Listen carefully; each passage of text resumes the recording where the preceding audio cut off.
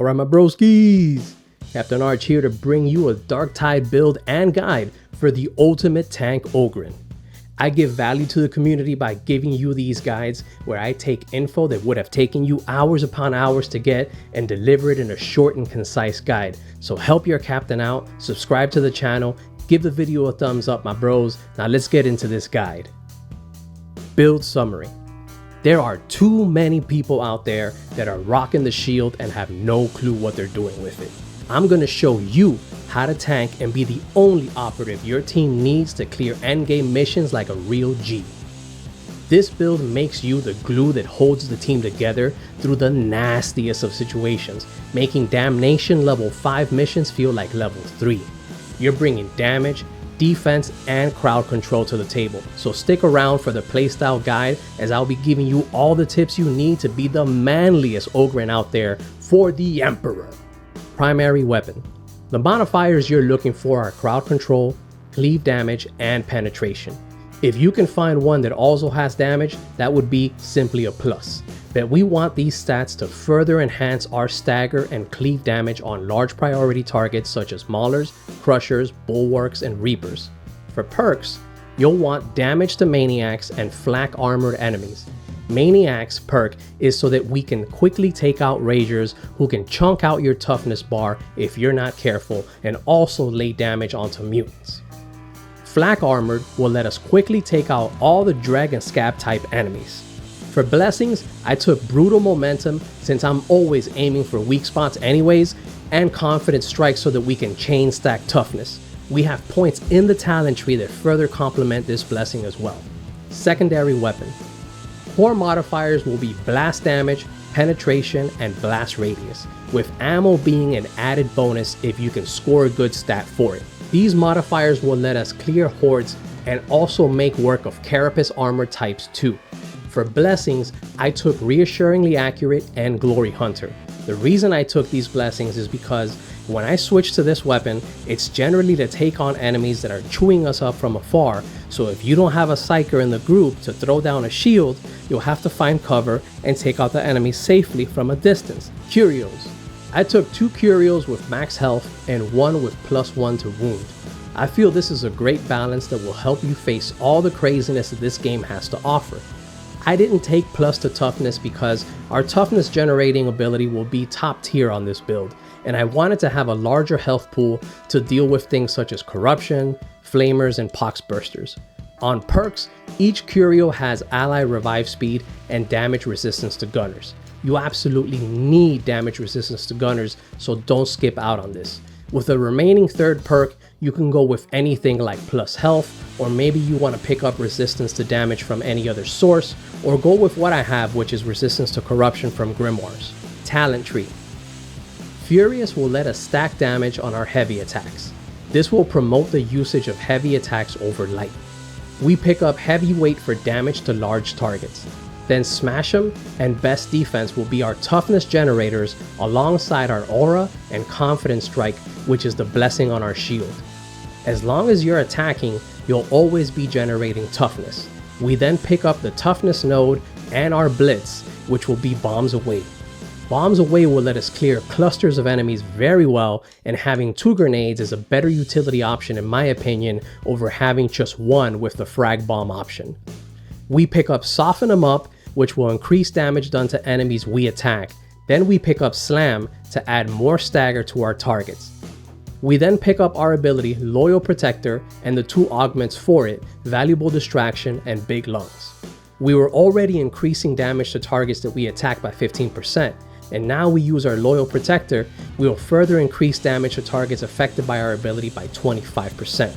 We'll pick up Batter on the left for bleed stacks, so our build does serious damage by the way, and then we go down the middle of the tree to pick up all the nodes. We'll be gaining the ability to taunt targets when we block or push, a damage increase to when we get hit, cooldown reduction for our ability when elites are killed within coherency, and the remainder of the talents in our keystone that will fully complete our tank build. Playstyle. This build is for someone who truly wants to tank and be a support to the team. Your objective is to be a disruptor, and we do this by being the first to establish aggro on enemies so that your team can focus them down safely.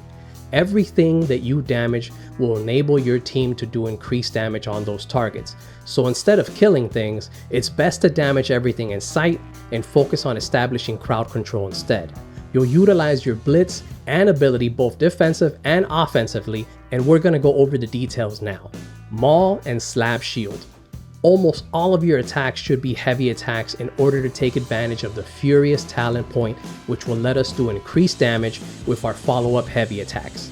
The next reason why your attacks should be heavy attacks is because those will be the ones with the most stagger that you can apply to an enemy, allowing us to keep crushers, maulers, and bulwarks in place without any trouble at all. Our perks are also allowing us to make quicker work of maniacs and flak armor targets, so if your team doesn't immediately jump on what you're aggroing, you'll end up killing the enemies yourself with ease. The times when you can use the light attacks are mainly when you're fighting hounds, because you'll want to establish quick attacks on them as the heavy attacks take too long to generate and the hounds move position too quickly. The shield allows us to utilize powerful crowd control for large packs of enemies by using the push ability. Pushing targets back with the shield will allow us to activate the talent Attention Seeker within the talent tree. Unyielding targets won't be pushed back, but they'll still be taunted. Other enemies will be pushed back and staggered onto the floor, giving you time to adjust your position to continue crowd controlling more enemies. Lastly, the shield does have a shield wall ability that allows you to block anything in front of you without draining your stamina as long as you're holding the activated ability. This is often utilized to cheese demon host kills, as all you have to do is aggro the host, find a corner, and put up your shield and let the team kill it. Grenadier Gauntlet. Our gauntlet is a powerful weapon that we will utilize to kill key targets that can even sometimes be in hard to reach places. Because of our perks, we'll be able to one-shot Dreg and Scab Gunners and two-shot Reapers and Mutants. Aggro in Darktide has a lot to do with line of sight, and enemies will often establish aggro on site with an Ogryn over the other smaller operatives. This means that you'll sometimes have to engage enemies at a distance and blast the heretics, shooting away at your toughness bar before it's safe to engage the remaining horde with your shield. The Grenadier does have a cannon punch ability, but I don't find it efficient for my playstyle, as I can let off a quicker blast from a range than having to run up to an enemy to hit them with a punch. This weapon will also let you pull off long distance shots to snipe those pesky snipers as well. Blitz. Bombs away does heavy damage to the initial target hit, then does heavy spread damage in a radius of where it first exploded.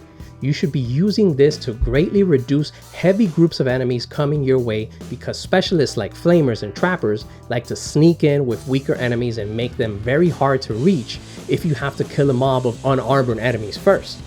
Don't let the team be overrun with enemies on the screen. Use bombs away to clean up the area quickly. You can also use this for bosses, but I find it is much better applied to large groups of enemies instead. Ability. Loyal Protector. With its upgrade that we picked up, it will allow us to taunt enemies in a large radius around us, forcing them to focus on us only for a few seconds. The additional bonus that we get is that those taunted enemies have 25% increased damage done to them. We also add in that we also increase damage to targets we attack by 15%. We're basically giving the team a huge damage buff that will let them zero any enemy and also let them make quick work of boss type enemies. Weaknesses. This build's weaknesses is range damage from gunners. This is why we picked up a total of 60% damage reduction to gunners by way of our Curios. If you don't have a good range on your team and you load it into the game with mostly melee operatives, then you'll be forced to take cover more often and switch to your secondary to start sniping away at the ranged enemies. Because of how aggro works in this game, it punishes someone who doesn't know how to use advanced movement mechanics. This is why it's important to practice and utilize dodge slides, as it'll let you cover more distance when dodging, and also lets you slide under enemy fire so that you don't get hit as often. That's the build, boys. If you made it this far into the video, I'm asking you to please consider giving me a sub, thumbs up, and even comment on the video so that it gets more love from the algorithm. I'm trying to get to 50 subs so that I can start live streaming on YouTube. Let me know what builds you guys are using on your tanks and where you made a different choice than I did. Later, broskies.